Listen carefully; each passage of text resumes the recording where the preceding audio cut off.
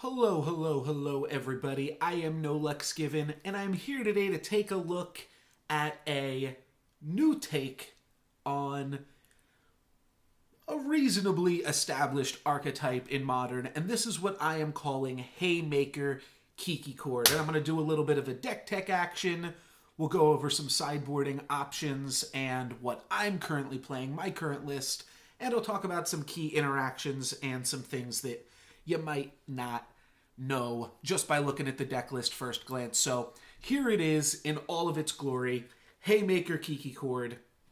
The biggest thing that sets this deck apart from previous iterations of the deck Kiki Chord, which we'll talk about Kiki Chord in general in a second if you have not heard about it previously. But basically we are playing 4 copies, arguably more. Hey, you know what? I'll say more because we also have Magus of the Moon as a 5th copy and Eldritch Evolutions. I'm getting ahead of myself. Bunch of copies of Blood Moons. This card is pretty good in general, seems to be pretty good right now. I know there's a lot of players playing Tron at my local gaming store, and if your store is the same, you probably want some Blood Moons. There's a reason this card is so expensive, even though it keeps getting reprinted. I don't know what the price currently is. I'm not going to say it so that the video's timeless.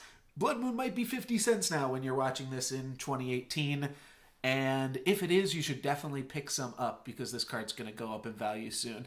But for those of you that have to deal with $40, $70 Blood Moons whenever you happen to be watching this, this card is definitely worth the price tag. There's a few decks that it just beats, Tron decks, Valakut decks. A lot of these decks have a lot of trouble dealing with them. The card is deceptively powerful too against a lot of 2-color decks. A lot of 2-color decks don't run heavy fetch land mana bases like we're doing here. We're running 11 fetch lands to make sure that our Blood Moons are always better for us than they are for our opponent. And even some decks like Red Deck Wins a lot of the times is going to play a handful of mountains, which are still going to be mountains, and then all of their other cards. Basically, you're turning off their ability to cast a Tarkus Command, Boros Charm, Lightning Helix, Destructive Revelry. Some of those are more sideboardy cards. But you still shut off a lot of cards, and that's the point of Blood Moon. Non-basic lands are mountains, so if your opponent has any fetch lands or shock lands, those are all just going to be mountains, and that's important for our deck too. I'll get back to that in a second, but we're playing a bunch of those, and we are playing a bunch of Fiery Justice. So this card you might not be familiar with if you never played back in Time Spiral Block, or hell, whenever this card was originally time shifted from. I'll be honest, I don't know. I think I have another copy of it up here, but those are probably time shifted as well. Yeah, I'm just realizing now they're going to be, because I'm not going to have real ones. But yeah, so this card was time shifted, so it's a really old card. I think it's from Apocalypse, but it doesn't matter. It deals 5 damage divided as you choose among any number of target creatures and or players. Target opponent gains 5 life. In a one-on-one game, that means that your opponent is going to gain 5 life. However, for every point of damage you deal to them, they're going to not gain that life. So say you kill a 1/1 token. I wouldn't do that. I wouldn't recommend doing that. But if you do that, your opponent is only going to gain 1 life because you'll deal 1 damage to the token, 4 damage to them, and then they'll gain 5 for a total of gaining 1. There's a lot of important interactions to know about with this card, and we'll talk about some of them here. But basically, this card is very good. A lot of the times, it's pretty much always going to be a 2-for-1. Sometimes it's just a 1-for-1, but you're happy enough about it. The reason that this card doesn't see that much play is nobody's really playing these colors. And the people that are playing these colors are typically playing aggressive decks like Zoo, Red Deck Wins, things like that, Goblin Guides, Tarmogoyfs, Wild Nicodles. And those decks can't really afford to play a card that's going to potentially gain your opponent some life just to kill some of their creatures. Those decks would much rather just play Path to Exile. They're not really as concerned with value. They're more concerned with damages. So that's why Fiery Justice doesn't really have a home. However, this deck is the perfect home for Fiery Justice, and it's great. We don't really care about our opponent's life total because a decent percentage of our games, we're going to hit our opponent for about 3 million damage when we kill them. And I'll get to that in a little bit if you don't already know about the Restoration Angel, Kiki Jiki action going on in the deck. But Fiery Justice is great. You can divide the damage up, deal 2 damage to that, 1 damage to that, 2 damage to that, and then they'll gain 5, but you just got a juicy 3-for-1, which is really sweet. And I was able to kill a Tarmogoyf Scavenging Ooze and Dark Convenant with 1 Fiery Justice. Maybe I'll throw the link to that in the video description, but you can also find that video on my channel. That was some pretty good value. So this card can do a lot. Another thing that it can do, which is pretty sweet, is it gains your opponent 5 life, which might not seem relevant, but we are playing in a format where Death's Shadow exists. And I'm going to have to type in the full name here. So Death's Shadow is a creature that gets bigger the less life points your opponent has. So gaining your opponent life can sometimes be a beneficial part of Fiery Justice. As long as your opponent isn't at 1 or 2 life points, say they're at 3 life points, you can deal 5 damage to Death Shadow, make them gain 5 life, and then Death Shadow will become a 5/5 and it will die to the Fiery Justice. The dream is obviously the ability to kill a Tasigur or kill a Gurmag Angler and then have your opponent gain 5 life so that the Death Shadow also dies if they're at 8 or more life points. It's a little bit, it doesn't always come up, but the fact that it can come up is the reason that we do put Fiery Justice in the deck. That and all the sweet 2-for-1s and 3-for-1s against decks like Merfolk, Affinity, Red Deck wins, things like that. Fiery Justice, really strong, and that is that's the big change up from the previous iterations of the deck. One last thing about Fiery Justice I just want to say is that it can kill Planeswalkers. However, when you do that, because of the way that the Planeswalker rule currently works, you have to target your opponent with the spell and then choose to redirect all or none of that damage to a Planeswalker they control. So, say you want to kill a Liliana that only has 1 loyalty on it, your opponent's going to gain 5 life from that. Now, that's still a pretty good deal based off of what Planeswalker you might be killing. If you're killing a Jace Architect or Gideon Jura, something like that, Nihiri that could potentially run away with the game. A lot of Planeswalkers are pretty powerful. They are Haymakers in their own right.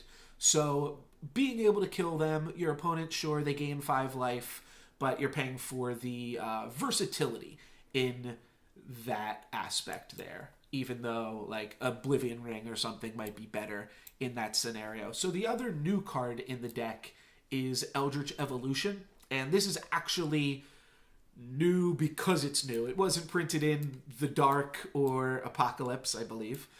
This card was printed in Shadows over Innistrad, or that block at least. One of those two.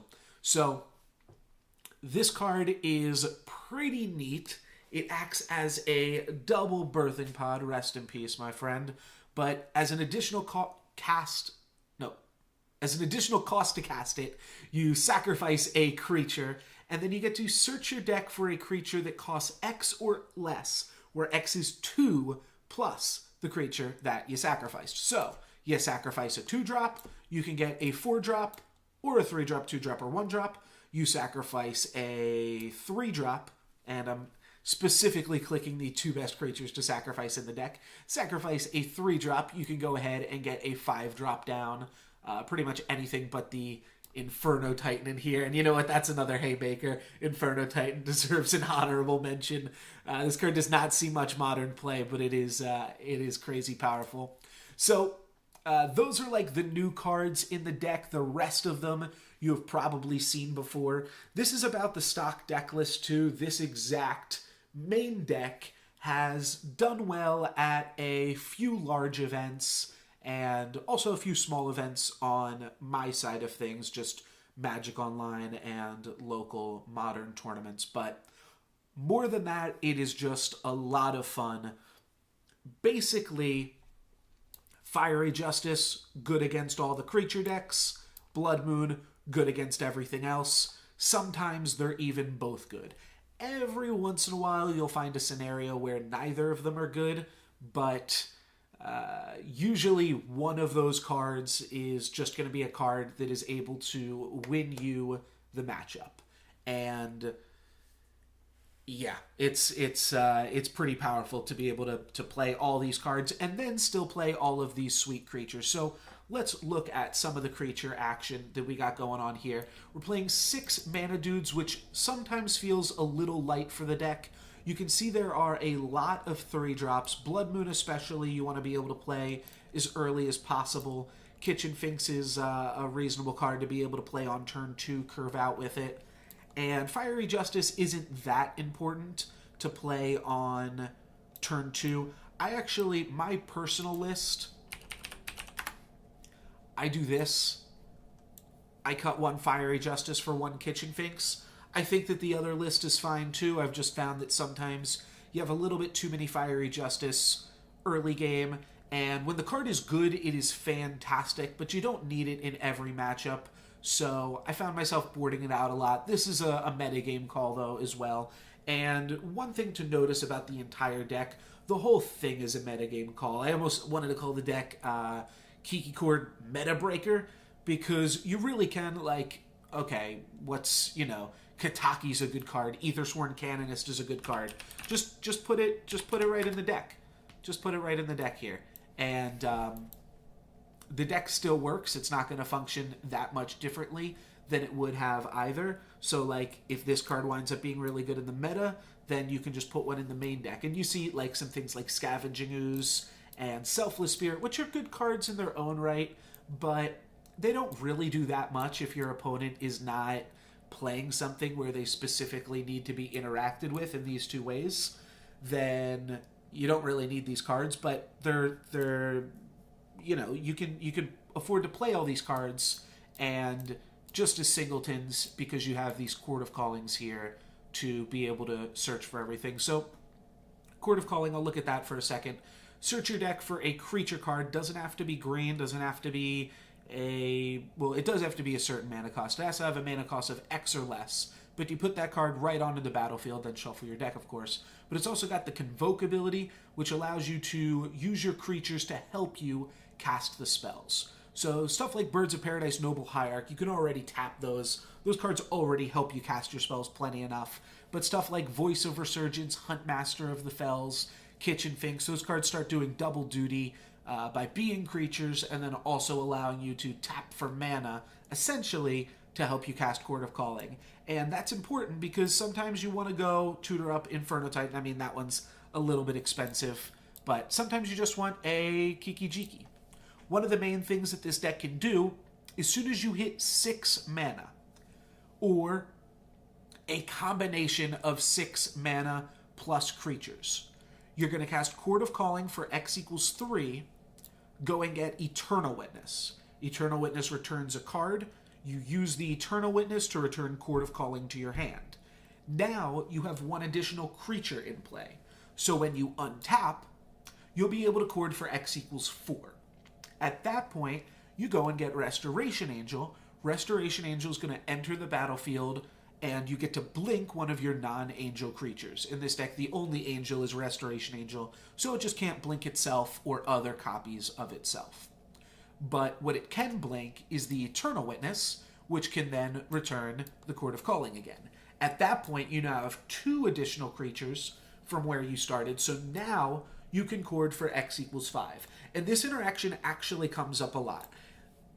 Basically, in this deck, Chord of Calling is a 1-card combo piece, which is very rare that you'll see decks that basically have that built in. Now, you need to do the mana setup, not die in the early game, and have enough creatures and lands in play that you'll be able to actually do this. But if you go turn 1, land, Birds of Paradise, turn 2, land, Wall of Roots, turn 3, land, you are already ready to start your chording for X equals 3.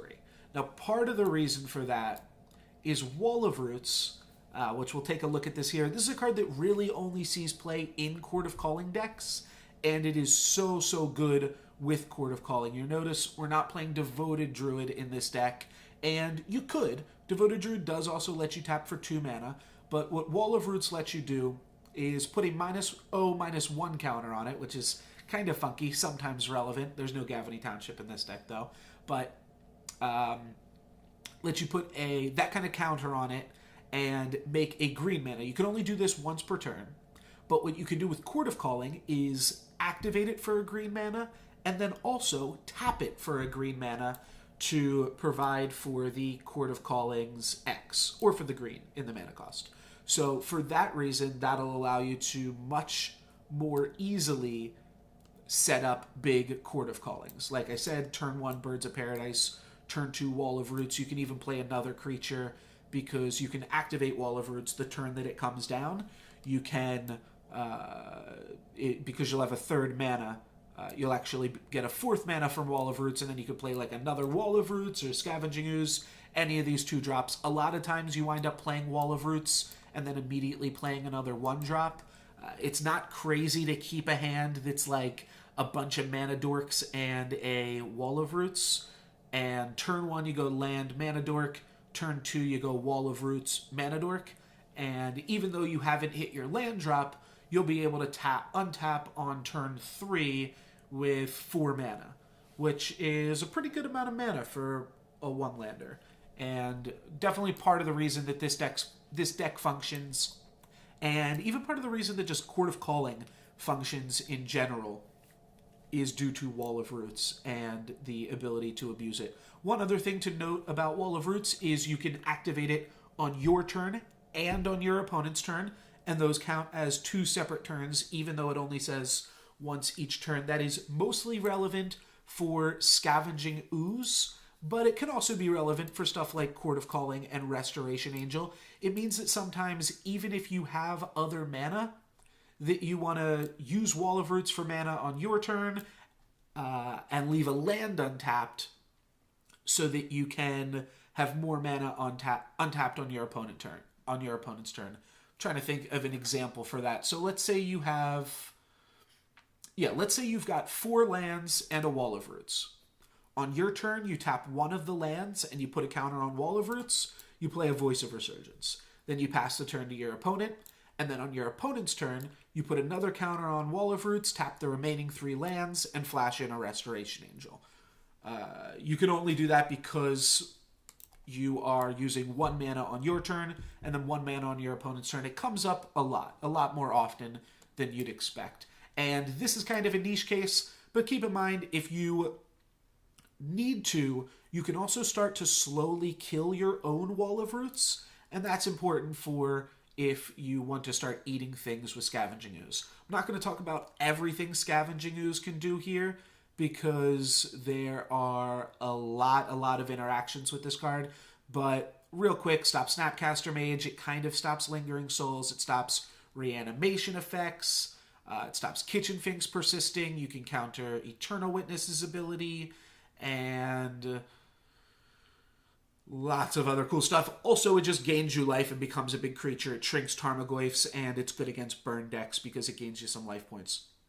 All those reasons means that Scavenging Ooze is a modern all-star since the second it has been reprinted into the modern format. It has seen modern play, and it's been a legacy all-star before then. So Scavenging Ooze should be no stranger to you if you've played modern before. Definitely a solid card that I always like to have one of in the deck because it is just so versatile. Selfless Spirit is a new addition to the deck, also came out in the same set as Eldritch Evolution, but I'm playing this personally right now because of all of the Supreme verdicts that we're seeing fly around. But there's a lot of different cards that you can play in this slot, like Spellskite, different things like that. But sacrifice it, make your whole team indestructible. It's going to help protect your combo. It's going to help protect you against wrath effects. And it's also just a 2/1 flyer that can get in there with the exalted beatdowns from a Noble Hierarch.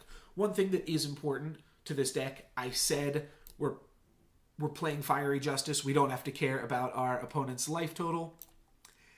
It's not entirely true. You do want to make sure that you are attacking where you can.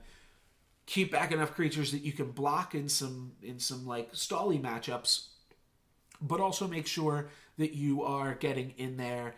Restoration Angel is a 3/4 flyer. That's part of the reason that it is so good.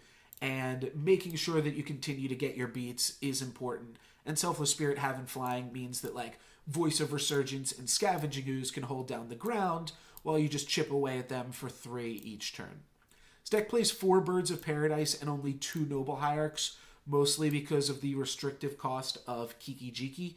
You want to make sure that you have enough red mana when that card comes around. And a lot of times Birds of Paradise is like one of the best draws in your deck because it has the ability to cast your Kiki. I have corded for a Birds before. I've corded for every single card in this deck, from Birds to Noble Hierarch to, yes, even Inferno Titan. I've Chord of Calling for it. As crazy as that may seem. Next up, Voice of Resurgence. This card, another really strong card in Modern that a lot of green-white players are going to be familiar with. Remember that it gives you a token not only if your opponent casts a spell during your turn, but also whenever it dies. Also, the token continues to grow. It doesn't just make an XX token, it deliberately makes a star token, if you've ever seen the actual token in real life. That's important because if Voice of Resurgence is your only creature, they kill it, you'll have a 1/1. As soon as you play another creature, it'll become a 2/2, a 3/3, and so on and so forth. It'll continue to grow. Anyways, I couldn't help myself. That's pretty much it for, like, I don't know. I'd say this kind of feels like the meat of the deck, because this is what you're playing on the early turns to help you fuel your Chord of Callings. Kitchen Finks is also kind of feels like it is in that same ballpark, but like I said, a lot of players only play 1 Kitchen Finks. I'm playing a second one because I think it's comparable to Fiery Justice in a lot of matchups where Fiery Justice is good, but it's better against some of those decks that I mentioned that are running like Supreme Verdict and just a lot of removal spells and things like that. So for that reason, I like the second Kitchen Finks here. Kitchen Finks is another Modern all-star. This card's been seeing play since Modern was a format. There's a lot of combos with it, none of which we are utilizing in this deck. There's one like slight combo that where I wouldn't say it's a combo in the sense that you'd think about it, but it's got some synergy with Restoration Angel, and I'll talk about that in a second. Just kind of working my way up the evolutionary chain here. Eternal Witness, there's a lot of things that this card can do. The only thing that it can't do that I will say, just to keep in mind, a pretty straightforward card. Return a card from your graveyard to your hand. But it cannot return Eldritch Evolution that you've cast. That's because at the very bottom of Eldritch Evolution's text, it says Exile Eldritch Evolution. And yeah, that's going to happen whenever you cast it. So I know when I was like first playing the deck, I was like, okay, I can evolution this Birds of Paradise into Eternal Witness, get back Eldritch Evolution, and then turn the Eternal Witness into a Revelark or something like that, I was thinking. But it actually exiles itself, so you can't do that. And sorry if I cheated against you in paper. I didn't realize that until a little bit ago. Just didn't read the full card there. But yeah, that's something to keep in mind. Now, if your opponent counters your Eldritch Evolution, which this is going to be a juicy card for your opponent to counter, because you have to sacrifice a creature as an additional cost, which means if they use a counter spell on it, like Logic Knot or Mana Leak, you're still going to have to sacrifice the creature. Even if your opponent remands Eldritch Evolution, you're still going to have to sacrifice the creature. The one small upside on that is if that is what happens, Eldritch Evolution will go to the graveyard. It won't get exiled. It only exiles itself when it resolves. So you will still be able to Eternal Witness it back if that's what happens. Magus of the Moon acts as an additional copy of Blood Moon, and I'm hesitant to say that it is a 5th copy of Blood Moon, but it's almost more than that, because it means that you're then able to Evolution for Magus of the Moon, and you can also Chord of Calling for Magus of the Moon. Now, Chord of Calling for Magus of the Moon sometimes feels a little bit slow depending on the game. Sometimes, like I said, you can chord for X equals 3 on turn 3, and that feels plenty fast enough. But I have played against Tron decks in the past where I go turn 1 Birds of Paradise, turn 2 Eldritch Evolution my Birds of Paradise, put a Magus of the Moon on the battlefield. Now, that's not a hard lock, of course. They can just hard cast their cards 7 turns later, or they can find a basic, or they can use their Chromatic Stars and Chromatic Spheres and Fatal Push or Collective Brutality or Path to Exile or Pyroclasm. Actually, Pyroclasm, they don't really need much more. You're fixing their mana. But either way, they can still kill the Magus of the Moon, so you have to be a little bit hesitant about when you do that, but typically you'll know, and you'll either say, okay, well, my opponent went turn 1 Tron land, turn 2 Tron land, and now they're cracking their Expedition map. So I gotta do it, or I'm gonna get Karned. And yeah, you'll be able to see the times when Magus of the Moon has just gotta come down immediately. And the fact that you can is pretty sweet. Sometimes I will board out Magus of the Moon, leave in Blood Moons. Sometimes I will board out Blood Moons, leave in Magus of the Moon. And sometimes it's a mix of both. You can find a little bit more about... I'm not going to have like a full sideboarding guide on this, mostly because I think the deck is so meta-dependent and does change so much. But I will answer any questions in the comments, either on YouTube or on Reddit. So if there's anything that you want to know about Magus of the Moon, or just about sideboarding in general, I'll be happy to answer those questions about how I view the sideboarding for the deck personally. But also I've got tons of content available on my YouTube channel. I've played 2 Modern Leagues on MTGO with this deck so far. Also about to record a Versus series with my buddy Ixidor's Dreams, so feel free to check that out if you haven't already.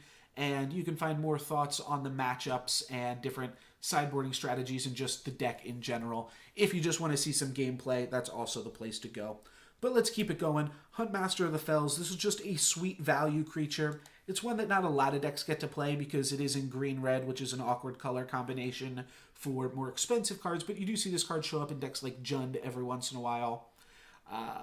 Pretty crazy card for what it does. And one of the cool things about this deck in particular is because we have Chord of Calling, because we have Restoration Angel, we can very much feel free to pass the turn with this card, and then sometimes, well, you know, you're not like using up your mana. Part of the fear with this card, if like you just pass the turn just to make it flip, this deck doesn't have anything like Gavany Township or anything like that. So you don't always want to do that too aggressively, but if there's something your opponent has in play that you have to kill, like a Dark Confidant or a Scavenging Ooze or even an Eidolon, you can just pass the turn, flip it, kill your opponent's Eidolon, and then sometimes you'll be able to like flash in a Resto or a Chord of Calling on their turn, so you haven't really used up too much of the mana. And then on the following turn, just play like a Noble Hierarch and a Kitchen Finks or something like that and flip them back. So there's a lot of opportunities for value in this card. Nothing too fancy that you can do with it, but in terms of just the synergies in this deck, but it is still pretty good in general. Avalanche Riders is a fantastic card that doesn't see too much play outside of this deck. A lot of people tend to play Fulminator Mage or just play an instant or sorcery. Or I guess they're all sorceries, all the Stone Rain effects, but those are typically, like if you're playing a Snapcaster Mage deck or something, you're going to play Crumble to Dust or Stone Rain instead. If you're playing a Culligan's Command deck, you're going to play Fulminator Mage. So things like that are the reason Avalanche Riders doesn't see that much play. Card is definitely super sweet in this deck because he has an enters the battlefield ability. That means we're going to be able to copy him with Restoration Angel. A really neat thing to note is that in response to his Echo trigger, which means you have to pay his mana cost on your next upkeep or he dies, in response to that Echo trigger, you can blink him again with Restoration Angel. Now, don't forget, that means you're going to have to pay for him the next turn, or he'll go to the graveyard. But sometimes that's fine. That means you've gotten your value. You've been able to blow up 2 of your opponent's lands. It can be absolutely game-breaking with Kiki just copying an Avalanche Riders over and over again. And I will say, I've been seeing a lot of ensnaring bridges recently, and one pretty neat way to be able to beat an ensnaring bridge is to just blow up all your opponent's lands. Let me get ensnaring bridge out here just so everybody can follow along if you don't know what I'm talking about. But creatures with power greater than the number of cards in your hand can't attack. So if your opponent only has 2 cards in hand, creatures with 3 or more attack cannot attack. If your opponent only has 1 card in hand, anything with 2 or more power can't attack. And if your opponent's hellbent, then the only things that can attack are Noble Hierarchs and Birds of Paradise. Now, you can still win the game with that. Because of the Exalted ability, you can attack with your Birds of Paradise, it'll get +1/+1, and you can slowly kill your opponent that way. If you have multiple Noble Hierarchs, you can still do it. So this deck is very much not dead to Ensnaring Bridge, but another way that you can kind of power through it, because your opponent is probably going to have some way to back up that Ensnaring Bridge, is to just go for their lands, and then eventually they won't be able to cast their spells anymore. They'll have too many cards in their hand, and they'll have to start allowing your creatures to attack. So that's a pretty sweet way around Ensnaring Bridge. This card also is able to blow up man lands and neat things like that. You can always Chord for it to make some funky things happen where your opponent thinks that they have more mana and then they don't. And probably the neatest and most simple interaction is just to Blood Moon them and then Avalanche Riders their basic land. A lot of times you do have to make the decision, okay, do I get their non-basic land to shut them off of mana right now, or do I get their basic land so that way when I play a Blood Moon, they just are stuck with all mountains. And depending on the game, you've got to make a game time decision there, but both of those options wind up being pretty sweet, and even just being able to destroy Celestial Colonnade, Urza's Power Plant, things like that are definitely very cool. Sometimes I will intentionally not pay the Echo cost on Avalanche Riders. That's because the deck is running Eternal Witness, and sometimes it's just better to let it die and then Eternal Witness it back and allow him to ride again. So Restoration Angel, probably the most important card of the deck. I maybe should have brought it up first because of just how everything interacts with Restoration Angel. I have talked about it a little bit, but the basic thing is that a normal Restoration Angel can save any creature from a kill spell, which is already pretty insane. Your opponent goes Lightning Bolt on Scavenging Ooze. If you don't have enough mana or cards in the graveyard to grow it, you can just blink your Scavenging Ooze, and then the Lightning Bolt kind of forgets what it was doing because your card has gotten blinked, and thus it can no longer find the card that it was targeting originally, and the spell fizzles, even though the Scavenging Ooze still gets to stay on the battlefield. I've blinked Selfless Spirit before because Selfless Spirit is a card that a lot of players will point targeted removal at, and so that they can cast a Supreme Verdict or something like that. And the fact that you just get to blink it, and then this card sticks around, and then this card can then protect your combo, winds up being super annoying for a lot of decks to try to deal with. So all of that is pretty sweet. You can reset your Kitchen Finks. That was the synergy that I was talking about earlier. You can also reset your Huntmaster to the Huntmaster side if it's a Ravager of the Fells, and that will give you another token and 2 more life points. And you can do dumb, busted stuff like reset Inferno Titan and reset Revelark. The only card that I would not recommend blinking in the deck is the Voice of Resurgence and Wolf tokens, But anything else, you can feel free to blink. There have been games where I just put a Magus of the Moon on the battlefield against Tron, hold open Restoration Angel the whole game, and anytime they try to Collective Brutality or Fatal Push it, I save it. So those games are also super sweet. And Restoration Angel also just being a 3/4 that comes in with flash and blocks. I've eaten Tarmogoyfs, I've eaten Goblin Guides, I've eaten all kinds of crazy things. You do have to make sure that you are not then playing into sorcery speed removal spells by doing that. But yeah, the card is quite fantastic. Obviously, the main goal is to be able to flicker an Eternal Witness. That's going to give you the most value. It'll let you draw a whole nother card. Other than, of course, being able to flicker a Revelark. That is just nutty, insane value. And, yeah. Revelark might not be a card that you're familiar with if you haven't played this deck or played against it. But it lets you return 2 creatures with power 2 or less from your graveyard to the battlefield. You're generally going to want to return an Eternal Witness if possible, because then the Eternal Witness can return the Revelark. That's, of course, if Revelark is dying. You can also make Revelark die immediately by paying 1 more mana. It seems like a weird thing to do, but sometimes you just need to... I mean, sometimes that'll let you combo. You evoke Revelark, you return Kiki and Wall of Roots to the battlefield, and then you... like Chord for Restoration Angel or something like that. So that does come up, and yeah, pretty much if Revelark hits play, you should win the game. And if it doesn't win the game, that's a matchup that you should board Revelark out in. Anything like Burn or Merfolk, stuff that's super aggressive, those are decks that I board Merfolk out against, or board Revelark out against. And anything else, if you Revelark them, you probably just win the game. If not on the spot, in a few turns. I have Kiki to Revelark before. It's nuts. I've Kiki I think, every card in this deck, and I've Chorded for every card in this deck.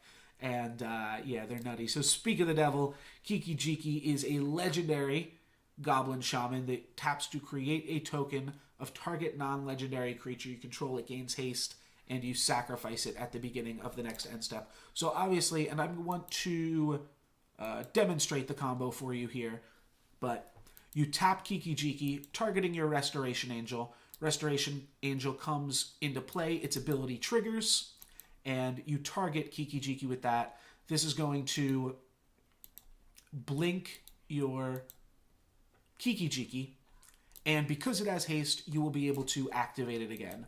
So we get to tap it, activate it, make another copy of Restoration Angel. All of these angels that we are flashing in here have haste, and they will all untap our Kiki. So we just do this 1,000,000 times, and then we will be able to attack with 1,000,000 creatures for about 3 million damage. On Magic Online, it is a little bit tedious, potentially, but in paper, all you have to do is say, I'm going to repeat this process 1,000,000 times, and then attack your opponent with 1,000,000 angels. So, yeah, that's pretty sweet.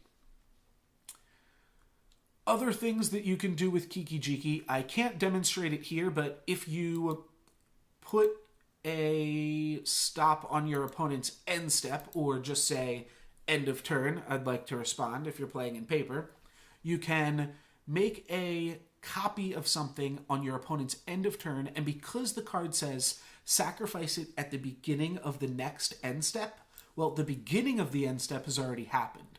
You won't have to sacrifice that token until your next end step, which means you might get additional copies of the card. It means that you'll be able to attack with 2 tokens. So, like in this instance, I could make a copy of Voice of Resurgence and then untap, make a copy of Voice of Resurgence, and then attack with 2 of them. And that will just allow you to have more things. It's not super relevant with Voice of Resurgence, because with Voice, what you want to just do is make a copy of Voice and then pass the turn, and you will get a Oh, I gotta discard a card here. You'll get a elemental token to show for it here. So that's kind of a combo in itself. Just Voice of Resurgence Kiki. Doesn't work as well with Kitchen Finks. The Kitchen Finks copy. You will gain 2 life, which is sweet in its own right. But at the end of turn, that'll just die, and the persist won't happen because the token doesn't go to the graveyard. It just ceases to exist. So that's some of the crazy stuff that you can do with Kiki. Yeah, I mean, that's pretty much it. I will say that there have been a few times also against an Ensnaring Bridge here where I use Kiki to make copies of Inferno Titan or one of our sideboard cards so that I can start pinging my opponent to death. Inferno Titan, whenever it comes into play or attacks, gets to deal 3 damage. Not really going to talk about Inferno Titan too much. Board it out if it seems too slow and keep it in against everybody else. This is pretty much the sideboard that I am working with. Give or take a few cards here. Obviously, this is a 17-card sideboard, and I'll talk about some more sideboard options in a second here. And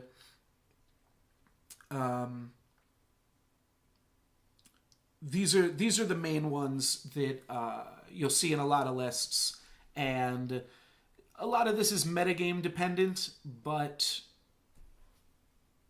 I don't know. There's also some cards that a lot of people play that I'm not playing, like Kataki and Eidolon.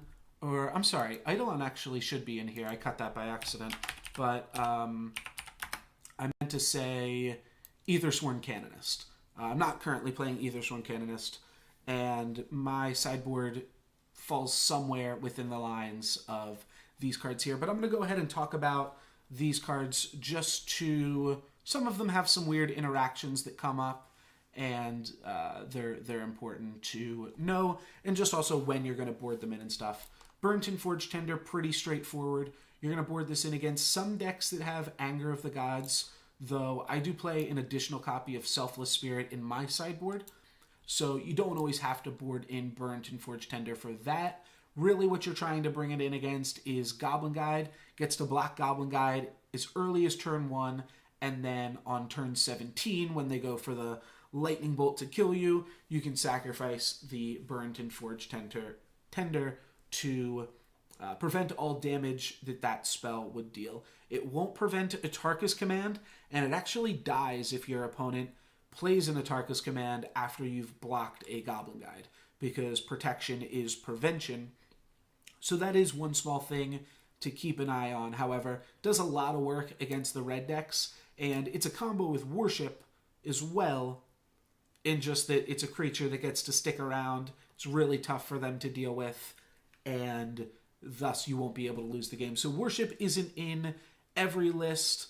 I've had some great games with it today. I might post a link in the description as well, in which I had a game where against White Weenie, I just played a Worship. All I had in play for a few turns was a Noble Hierarch. I think like two full turn cycles. All I had in play was a Noble Hierarch and a Worship, but my opponent didn't have a kill spell, so I was able to not die. You pretty much want to board in Worship against decks with low interaction. Decks like White Weenie, Merfolk, Humans, decks that aren't going to be able to clear your creatures. You don't want it against any type of mirror matchup, and I don't even love it against burn decks. It's good once you also are boarding in Kitchen Finks and things like that, but burn decks can theoretically take you off of all of your creatures, and this is a card that costs 4 mana, so you do have to be a little bit hesitant about how quickly you just slam a Worship against a burn deck, and don't expect that to just mean that you've won the game. However, Worship doesn't die to a Tarkus command and Skullcrack. If you, I believe, yes, yeah. So if they Skullcrack you or a Tarkus command you, which says damage can't be prevented, Worship isn't preventing damage, it's reducing damage, I think is how the rule works. That could change in the future or something, but I'm pretty sure I'm right on that Worship will protect you even from those cards. Eidolon is a counter to Cascade decks like Living End and Restore Balance.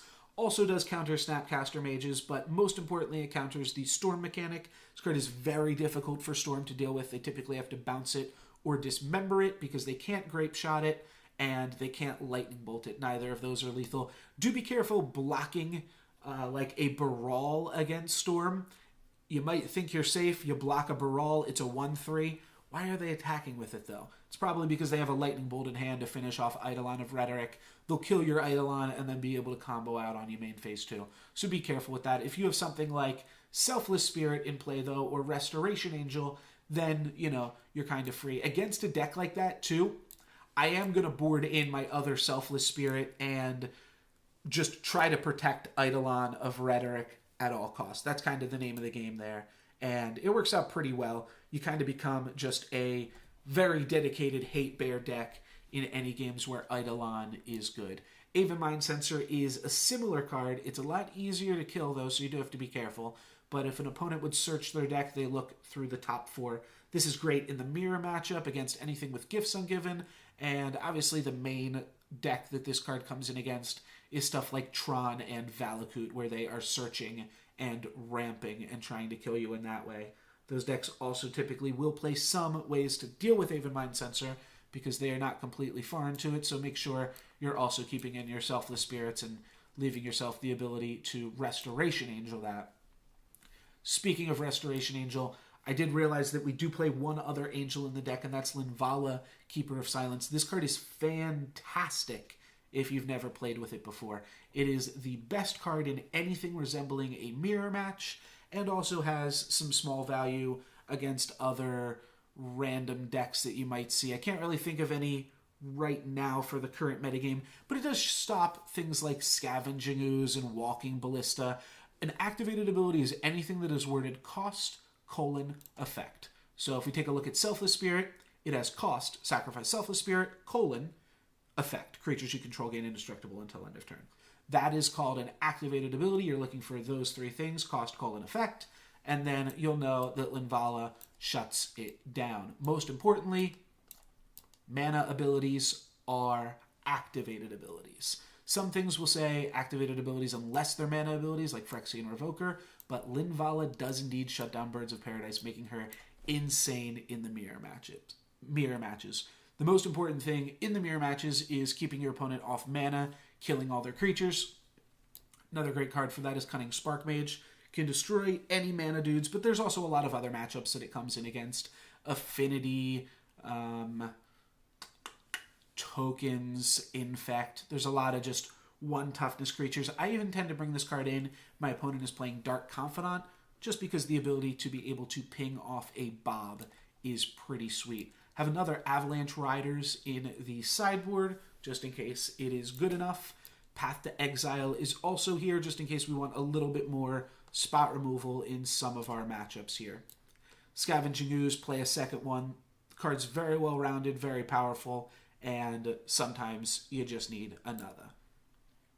I'm going to skip on Reclamation Sage for a second and talk about these 3 cards. So Chameleon Colossus is a card that you also might not be familiar with, but it's got Pro Black. That's the main reason we play it. Sure, it's a changeling, which is actually a downside because I just realized Chameleon Colossus is also an angel. So that's a little bit of a downside there. But it's just a big creature. It's Pro Black. You're bringing this in against the Grixis decks. They have to double Lightning Bolt it or Path to Exile it if they're playing an Esper Grixis deck. Or if they're playing like, what else would it be? A Jund deck. Then their Tarmogoyf can deal with it. So pretty much you're looking for this mainly against Grixis, where they could Bolt Snap Bolt it or something like that, but otherwise it's going to be pretty good. It's going to be a tough creature. They can't block it. You can block them all day, and you can also get in there for 10 or more damage when you do decide to attack. You can wait till after you've triggered some Exalted till you pump him. It'll be a 5/5, and then it'll give itself +5/+5, and you can activate its ability multiple times to continue to double it. Tireless Tracker is great. I think a lot of people are familiar with this card from Standard and Modern alike, but when you play a land, you investigate, which means you make a clue token, and then he gets slowly bigger over time. This deck plays 11 fetch lands, and each of those fetch lands will trigger Tireless Tracker twice. So this card is pretty sweet in this deck, and he gives you a reason to kind of sandbag some of your lands late game, and just gives you a sweet draw engine. You want him for those grindy decks. A lot of times, you don't want to play this card on turn 2. You want to wait until you can play this card, and then immediately can play a fetch land to follow it up. So that's important to keep in mind. Then I also threw Nahiri in here. Nahiri has been in some iterations of the deck. I don't own any online, as you can see, but I do sometimes play this card in the sideboard or in the main deck when I play this deck in paper. Nahiri is a super powerful creature. It just gives you a threat against the control decks that they have a little bit more of a difficult time dealing with, and then in the other like mid-rangey matchups, it can exile creatures, enchantments, and artifacts, things like Bitter Blossom and Tarmogoyfs, crazy stuff like that.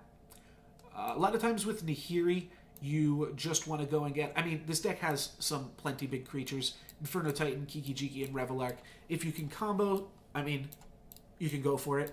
It depends. But the biggest thing, against decks that Nahiri is good against, Revelark is good against those decks too. So being able to put a Revelark onto the battlefield will typically end the game. I play another Kitchen Finks in the sideboard. That's pretty stock. Most people only play one main and one sideboard. Do it as you see fit based on how aggressive the metagame is. Kitchen Finks is one of the best anti-aggro cards, in addition to Voice of Resurgence also being a super powerful one. Kitchen Finks also allows you to evolution it away to get a 5-drop, though, which is why that's good. Obstinate Baloth is another card that's kind of doing dual roles here, because not only is it just a 4-mana 4/4 that gains you 4 life, which is good against some of those burn and aggressive decks, but the main reason that you play it is against Liliana of the Veil. Now, I don't think Liliana of the Veil is a great card against this deck, to be honest, but some players will play it against you, and there's also stuff like Culligan's Command, things like that, and this deck can just definitely make use of Obstinate Baloth. And one last thing I might have a clip for in my video description is Obstinate Baloth just being a very, very good boy against Black-White Smallpox, where it just gave me a card to discard against their Lilianas multiple times and eventually won me the game. It also gained me I want to say 16 life or something, because by the end of the game I was making copies of it with Kiki, which was pretty sweet as well. But yeah, you play it because if an opponent makes you discard it, then you get to put it into play. If Obstinate Baloth is the only non-land card in your hand and your opponent thought seizes you, they do have to take Obstinate Baloth. Doesn't come up that often, but sometimes it do. So, worth mentioning.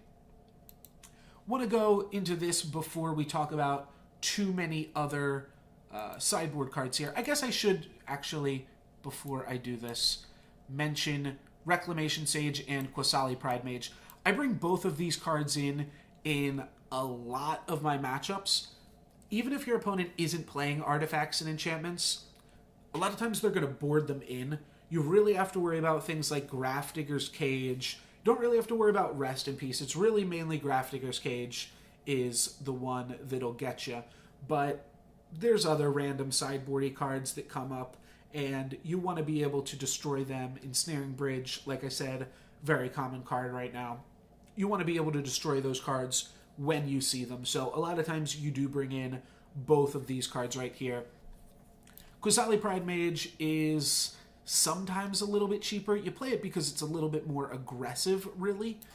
But Reclamation Sage is really the better of the two.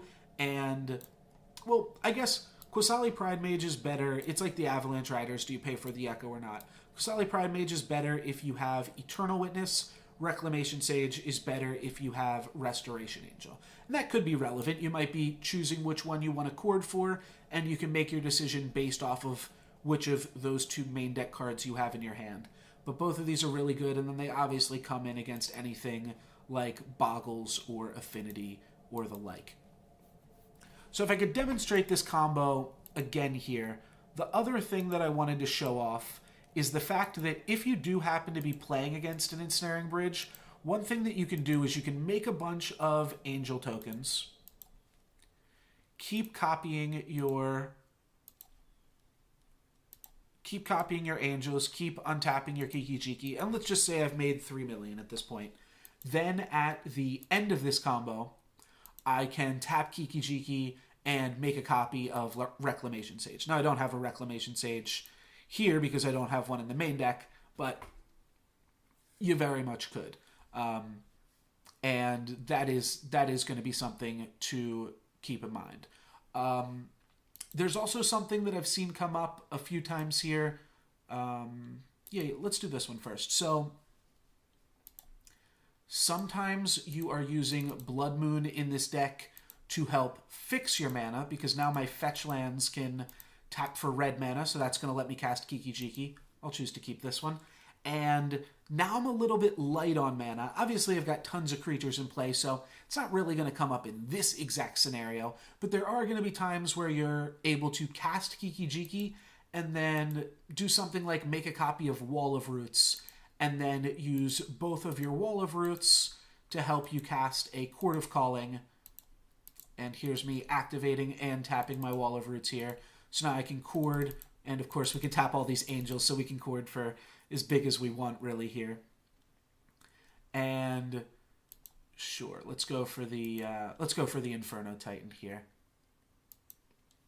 So there's lots of neat interactions that you can do with your Kiki and your Restoration Angels and things like that, and your Chord of Callings. There's a lot of crazy interactions in the deck, and the more you play it, the more you learn. I've tried to cover most of them here, but I don't want to go on forever talking about it. I will, however, discuss a few more sideboarding options. Again, for those interested, here is my main deck. So you can see it here.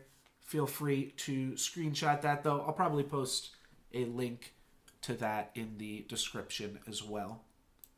Also, just want to talk about some additional cards you could play in the sideboard. Looks like some cards that I've already talked about have kind of snuck in there. And let's sort these by converted mana cost. Oh, they already are. Okay, so first things first are just basic sideboard cards. This deck is a white deck, which means it has access to some of the best sideboard cards in the format already. I probably don't own Rest in Peace online now that I think about it. Yeah, I don't think I do. But yeah, you could play Rest in Peace. Oh, that's why, because rest is a game term. Okay, so you could play Rest in Peace. You could play other things like that. Engineered Explosives kind of fits this category. You do want to play creatures where you can, because they are toolbox cards, but it's not unreasonable at all to play Lightning Bolt. Celestial Purge maybe a little bit less so, but Lightning Helix, Stony Silence, Engineered Explosives, Ghostly Prison, these are all quite reasonable and reasonably common sideboard cards that you see in this deck. Engineered Explosive gets a little bit better when you decide that you want to play more colors, and here's some of the options for splash cards for the deck as well. Basically, splashing either blue or red gives you an upgrade on Cunning Spark Mage. Maybe that's why I had it in here, just to compare it to these two. But both of these are definite upgrades on Cunning Spark Mage that you get access to if you are playing another color. I don't think it's necessary, and I don't think that you want to, even in the Blood Moon versions of the deck, which is what we're kind of talking about here today, but I did still want to bring these up. Sin Collector is a little bit mediocre, all things considered. Glenelenge or Archmage, though, I do think is pretty powerful. Though, it is less so when you cannot play it and then also leave up blue mana in the same turn. But you can if you've got some Birds of Paradise or if you're courting for it or something like that.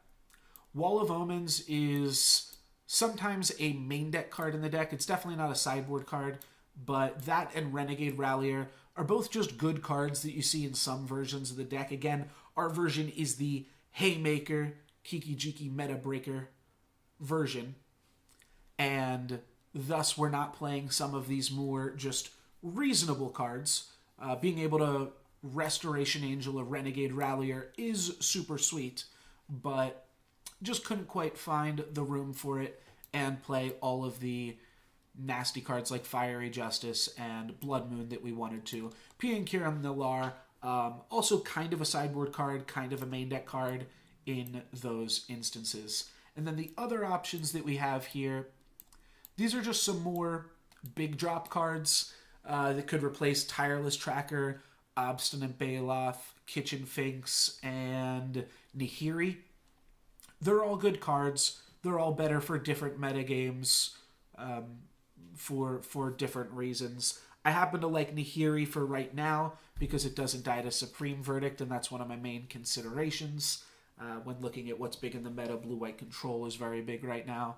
So I like these cards for some other matchups when Lilianas are a little bit more prevalent, when Burn, and you still want a Jund flex card, though Obstinate Baloth fills that role for me. Typically, I do like these cards. Realm Razor costs 6 mana, so it's a little bit expensive, but it Oblivion Rings every single land. It exiles them until Realm Razor leaves play. And there are some weird things that you can do with this, where, like, what happens if you blink it in response? No, that won't work. But there's some other things you can do. If you have, like, a Path to Exile or something, you could kill it in response, and then all the lands are gone forever, and nobody will get them back, and then you've got a 4/2 and presumably some other creatures in play. It's good in certain metagames. I don't think it's necessary right now, and I think Avalanche Riders pretty much fills the role for this deck. Then there's also Spellskite, which can act as another version of Selfless Spirit, based on whichever one is better in the metagame. Again, Supreme Verdict is seeing more play than Lightning Bolt, in my opinion, right now, and other decks that Spellskite stops aren't really as prevalent. But this card is super good, and definitely a reasonable sideboard inclusion. Phyrexian Revoker stops a lot of random-ish, so can definitely earn a sideboard slot in your deck as well. One of the best things that you can do with Phyrexian Revoker is Chord it out in response to a Planeswalker that your opponent plays.